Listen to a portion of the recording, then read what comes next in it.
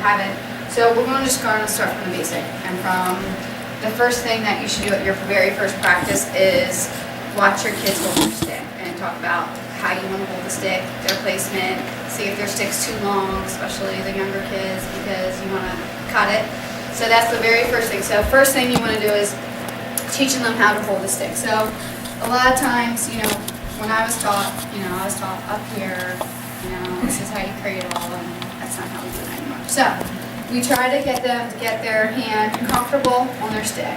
I roughly said like 5 inches. It can be more, it could be less. It depends on how they like to hold it, how they feel comfortable, but it should not be that close up.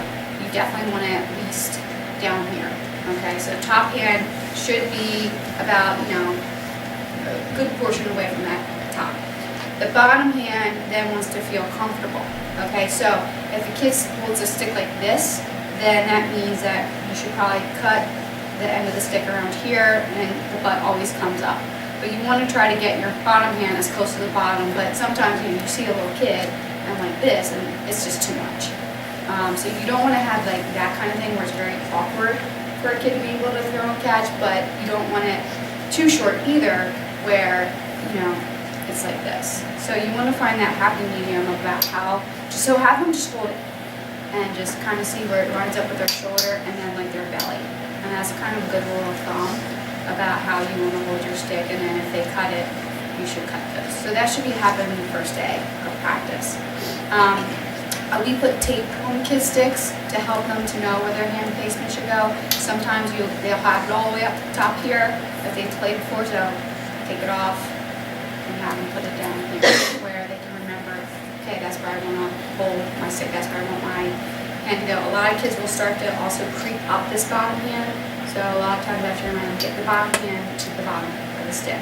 You want to hold it like right by that butt. This stick, personally for me, is a little long. I cut my stick even though, I would still play. Now, I don't really play anymore. I just kind of coach a lot more, so this is not my stick. This is one of our sticks from the office, but I personally would still cut my stick a little bit. So that's okay. Of course, there's rules about how short you can make it, that type of thing, but I don't think you guys have to worry about that. But I think that's the first thing you need to assess first day of practice is, should you cut the stick, okay? And tape it to where they want to hold it. Okay, so that's first thing. Now we're going to talk about grip, okay? A lot of times they'll grip it hard, okay? This is a big no-no.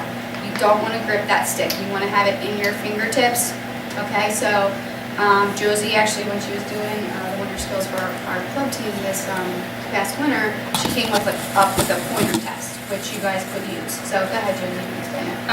So a lot of times what happens is they wrap their thumb around, which really limits their wrist movement.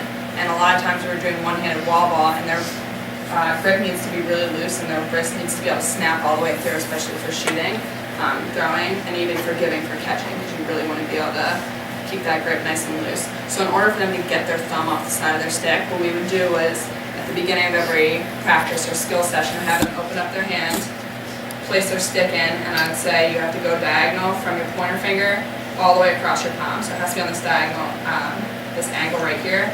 Thumb comes along the side, then fingers wrap on, and that grip's nice and loose. Because a lot of times what they do is, sometimes I tell them in the middle of their drill, open up your hand, check your grip. A lot of them hold their stick like this. They do this cradle open, and then when they go to throw, they just wrap that thumb on, so it's a death grip. And it torques their head, so sometimes their head isn't straight, and it's tilted sideways because that grip is so tight. So what you just have them do is open up, diagonal from their pointer finger to their opposite palm, thumb along the side, wrap their fingers. It's a nice loose grip. So again, you guys, it's not the hand closed around. You really want to make sure they have the correct grip, because that's gonna, if the one thing you can teach them and you are a stickler about it, it's got to be this, because this will open up what they can do, and it'll also make them better when catching. So make sure you guys really pay attention to that. And do a hand check. Like when we go around, like I'll go and we'll check their wrist, if they're throwing and catching, like that's one of the first things we'll look at when we're trying to evaluate their stick work and what's going on. We'll look at that grip. So that's one of the first things you want to notice. The bottom hand's a guide, okay? You just kind of place it down here and it's loose. You don't want it tight either. Neither hand should ever be tight, and a lot of kids will rip it, okay? And you'll see white knuckles, like mine are right now. You don't want to ever see white knuckles, okay? It just kind of wants to rest in the top hand more.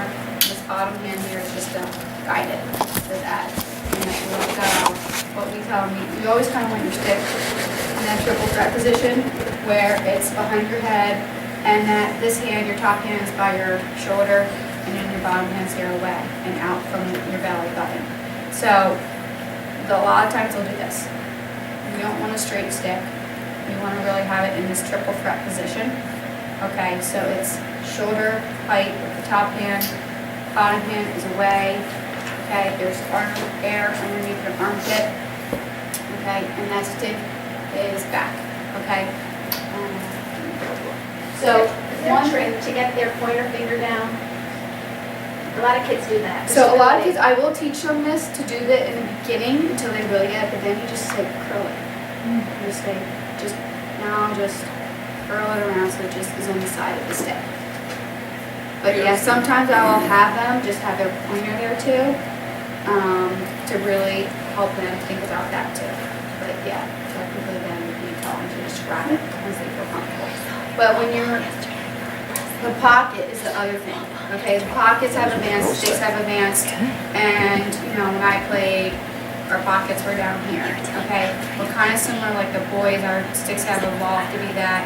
So it's the pocket you want when the kids are cradling and trying to pass and catch. You want it to be in the top of their stick. Not up here, but right here. So when they get a new stick, too, I always tell them massage the ball up here. You know, that's where you pound it in. Because a lot of them will probably come with new sticks. So make sure that it's not down here. You want it up here. So I tell them pound it in up here. Do this with the ball. You know, so you're trying to make that pocket up there because that's when you want where it wants to rest. So when you're going to throw and you're practicing your cradling, you want it to be released from this part of your stick, not from down low. And you'll sometimes see it curl off a sidewall. That's not good either. You want to make sure it's coming out the top of the shooting strings. Okay. So a lot of the new sticks, you'll be able to see distinctly kind of that upside down U right here. That's where you want that pocket to be. You want the ball, no matter where you are, kind of already up in that position wherever you're cradling the bag and just release from So the one thing I tell them is that when you're doing this, you want to feel the ball in the stick. And you want to feel that weight there.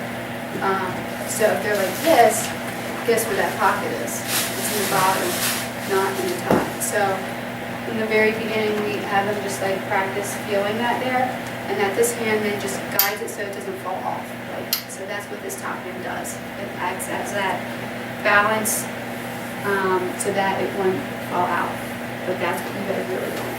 Okay, so this is really technical, and I know that, but it's really important that you guys really try to get them to hold their stick properly. And I feel like that's the key.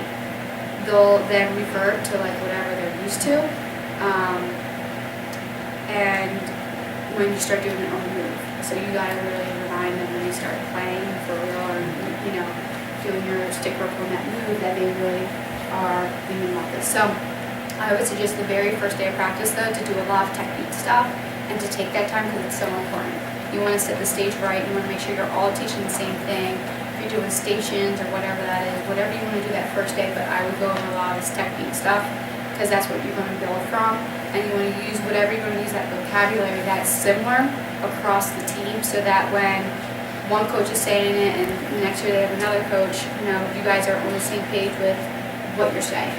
So I think that's really important that you guys, you know, develop that vocabulary that's going to be similar across the teams. So, A lot of times what we would say right before in winter skills, these past couple months for like last, I would say before they got on the wall, they'd be up and ready, and I'd say, check your thumbs. That would be like the first thing. So that's something you can always say to them, like right before they're about to throw when you guys are doing like hard passing, check your thumbs, arms up. Because a lot of times they have a tendency, we're going to talk about it later with throwing, that I tell them this elbow can't be glued to your ribs. It's got to be up and out, so your arms are out and away, and we'll talk about later being able to follow through across your body, but they end up just pushing, and the stick is more vertical than horizontal, and And a lot of that times, that results from their elbow coming too close to their ribs. So check your thumbs and arms up are two lingo things you guys can always say right before they're about to start partner passing. So now, So the most important part I think I took from the beginning was the parents have to start pounding those pockets up high, correct? So it can't just be buy a stick and go out there. It really needs to be worked in a little bit. That's what we're finding in winter skills is 70% of the girls still have the older sticks. And yeah, so they're gonna revert to, they can't, you know, even though we're teaching this already, their pockets, their sticks. and a lot of aren't beginner functional. sticks aren't like that, but you can still, until they get that new stick, Create a little bit of a pocket, just so Right. they're working with So, something. The worst is even- if it's just a tennis racket. like this is an older stick that maybe kids could, like you can still pound it up here and do this and try to get that pocket even though it's, but you can still kind of do that a little bit even with beginners. Another thing is wetting the stick and then rubber banding a ball to the top and leaving it overnight, or leaving the stick hang so it actually sits in that spot overnight. Another thing, it kind of makes the stick a little gross, but it helps work in if you, that stick has some rubber tracks in the center, but if you don't have the rubber tracks and you just have the strings, vegetable oil really works well to kind of loosen it up if it's really tight and they just got the stick. Just add a little bit of that in water and then overnight letting it sit instead of sticking there.